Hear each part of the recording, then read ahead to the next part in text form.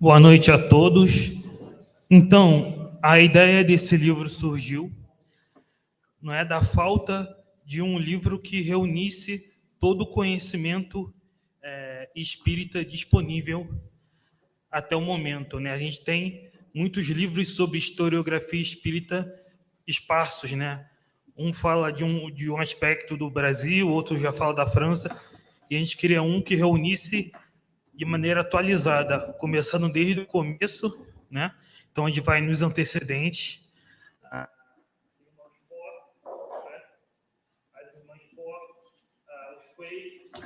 A Swedenborg, outros antecedentes, até Kardec, né?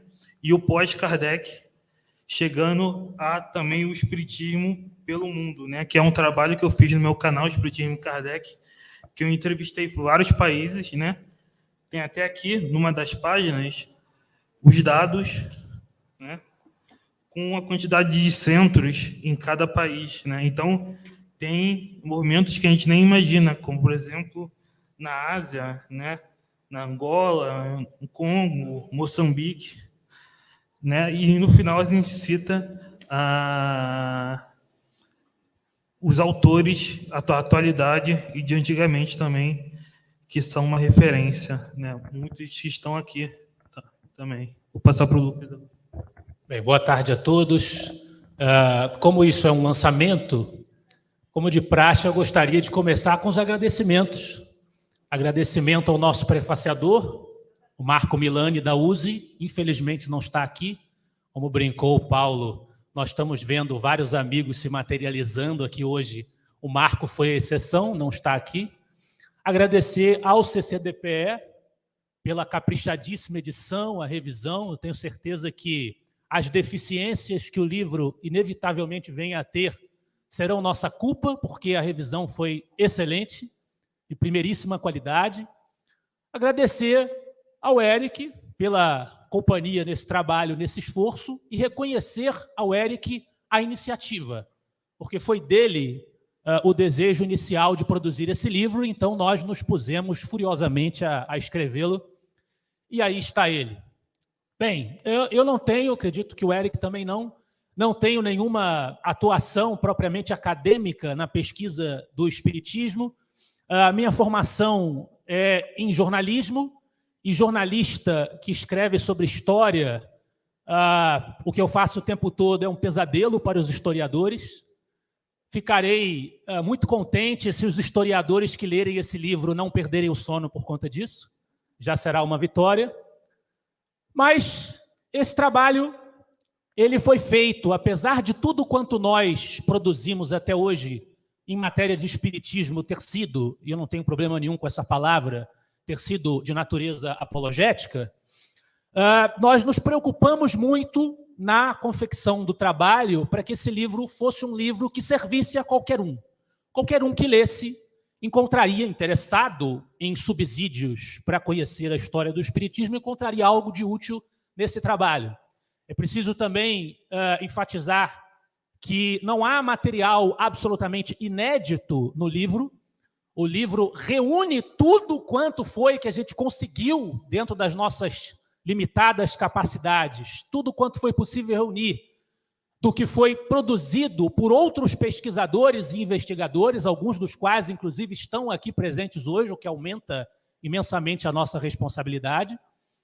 E ele não é a primeira tentativa de fazer uma síntese da história geral do espiritismo, como diz o seu título, e é exatamente essa a pretensão, talvez uma presunção muito grande, mas a pretensão era essa. Não é a primeira tentativa de fazer isso. Nós conseguimos nos lembrar aqui de pelo menos duas. O clássico de Conan Doyle, a história do espiritualismo, na verdade, do ponto de vista de um espiritualista moderno britânico que sintetizou essa história até o ponto em que ele viveu. Eu consigo me lembrar também de um livro de um brasileiro, um espírita brasileiro, Dalmo Duque, se não me engano, esse é o nome dele, A Nova História do Espiritismo. No entanto, o que a gente entende, o que a gente acredita é que cada um desses livros tem a sua especificidade Eles, de maneira geral, evidentemente, o Conan Doyle, acabando ali no começo do século XX o seu trabalho, o Dalmo Duque mais recente, cada um deles tem um âmbito, uma angulação específica na sua abordagem que difere das angulações que nós fizemos, porque nós tentamos, muito em função desse trabalho que o Eric vem desenvolvendo, que muitos de vocês já devem conhecer pelo canal dele no YouTube, de travar contato com o movimento espírita pelo mundo. Então, nós não vamos encontrar nesses trabalhos que já foram publicados, nessas tentativas de sínteses históricas que já foram publicadas, por exemplo, menções ao que se passa com o espiritismo na China ou na Bélgica, em países que estão fora do eixo França-Brasil, que é onde o espiritismo, de fato, tem, no caso da França, pela origem histórica, ter se dado lá do espiritismo na obra de Kardec, e no caso do Brasil, pela popularidade que o espiritismo ganhou, um impacto cultural maior. Nosso livro procura traçar essa radiografia, esse desenho. Se nós tomarmos toda a história do espiritismo enquanto movimento na Terra e compararmos a um mapa mundi, o nosso livro tenta ser um mapa mundi, essa é a intenção, e aí cada pesquisador irá colocar a sua lupa no ponto do mapa que lhe interessa mais, irá aprofundar os aspectos ali envolvidos. Acho que para não tomar muito o tempo e para o Humberto não se desesperar, eu me limitarei a enunciar os tópicos que constam do livro.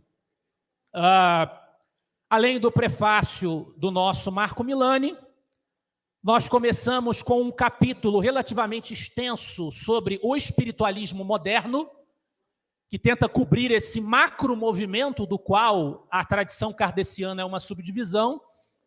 Isso o Conan Doyle fez muito bem até o período em que ele escreveu a sua obra. Nós trazemos essa narrativa até os dias de hoje, então nós falamos um pouco, por exemplo, sobre o estado atual das igrejas espiritualistas anglo-saxônicas. Falamos também dos antecedentes, e aí a gente envolve aí o swedenborgismo. O Humberto também tem um trabalho sobre Swedenborg no livro dele sobre a liberdade religiosa. A gente fala sobre mesmerismo, sobre o utopismo francês, de que forma essas correntes antecedem o terreno cultural em que o espiritismo vai se construir. Também o espiritualismo filosófico da França, também abordado nesse capítulo, e a gente vai até o momento em que Kardec se insere nessa conversa. O segundo capítulo trata da vida de Allan Kardec, com ênfase para a sua atuação pedagógica, portanto, o que ele fez antes de sistematizar a doutrina, fechando com um resumo da sua vida pública como o grande sistematizador do espiritismo. Nós trazemos ainda um resumo teórico dos princípios do espiritismo, com uma tentativa de resumir as obras de Kardec, incluindo os volumes da Revista Espírita. Então, a gente teve aí um cuidado de colocar os tópicos que a Revista Espírita abordou e colocá-los em highlights no livro. E também obras póstumas, ao final. Depois, uma síntese do que aconteceu com o espiritismo na França depois de Kardec, incluindo os críticos do espiritismo na França, por exemplo, René Guénon, que é conhecido pela sua obra O Erro Espírita. Nós também trazemos um pouco a abordagem do Guénon nesse final do capítulo. O espiritismo no Brasil, todo esse quadro das instituições e divisões que se formaram no movimento espírita brasileiro, e um quadro sintético do movimento espírita brasileiro. Nós trazemos depois o espiritismo pelo mundo, capítulo que substancialmente mais deve ao Eric, pela pesquisa que ele vem fazendo, o trabalho que ele vem fazendo de interação com o movimento espírita mundo afora. E, por fim, uma galeria de autores e médiuns, e se subdivide em clássicos franceses, brasileiros, de outros países, e autores contemporâneos, entre os quais, mais uma vez, muitos estão nesta sala hoje, vão folheando as páginas do livro, reconhecerem as menções a eles, em que nós procuramos sinteticamente expor o que esses autores pensavam, autores com pensamentos extremamente diversos. A gente sabe das inúmeras divisões que existem no movimento espírita e sempre existiram, já foram mencionadas aqui hoje e o livro não tem o propósito de fazer um juízo de valor de nenhuma dessas abordagens, mas de colocá-las em conjunto para que os interessados se aprofundem, e aí sim, naturalmente, façam as suas avaliações.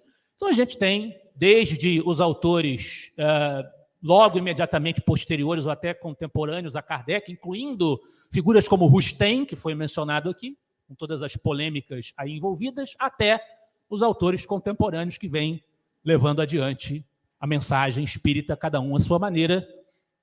E nós esperamos que esse livro seja uma contribuição e que chame a atenção para o trabalho dos pesquisadores, repito, que produziram, com todo o esforço árduo que isso exige, os materiais primários, as referências primárias que nos permitem desvelar a história do nosso querido Espiritismo. Obrigado.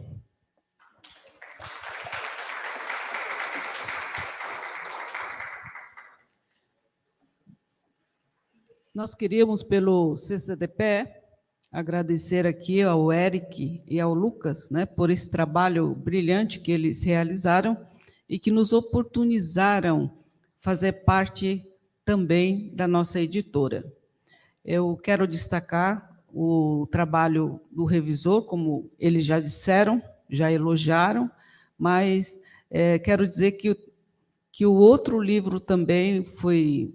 todos esses livros que nós estamos publicando nos últimos anos, tem aí também a ajuda do Orlando, que é o nosso revisor oficial. Também quero dizer que esse livro já está na Amazon, então quem quiser digital, coloca o título e entra na plataforma de vendas do Amazon, que os livros do CCDPE dos últimos 4, 5 anos já estão, e os demais estão entrando agora já digital em e-book no Amazon. Então, eu quero... E também quero aproveitar para dizer para vocês que esse livro Perispírito, Concepções e Pesquisa, quem adquiriu na inscrição, que tiver o Vale Livro no crachá, não esqueçam de pegar, né? Não sei se todos já pegaram, mas, por favor, se dirijam lá à Rosana, que ela está nos ajudando lá com essa parte, e peguem com ela, ok? Então, Eric, muito obrigada, Lucas, foi um prazer conhecê-los pessoalmente, porque nós falamos durante um semestre, né, apenas pelo WhatsApp, então hoje nós temos a alegria de conhecer pessoalmente. Agora, pelo canal do YouTube do Eric, nós acompanhamos, então, de modo que a gente conhece você, né, fazendo as entrevistas todas muito importantes também.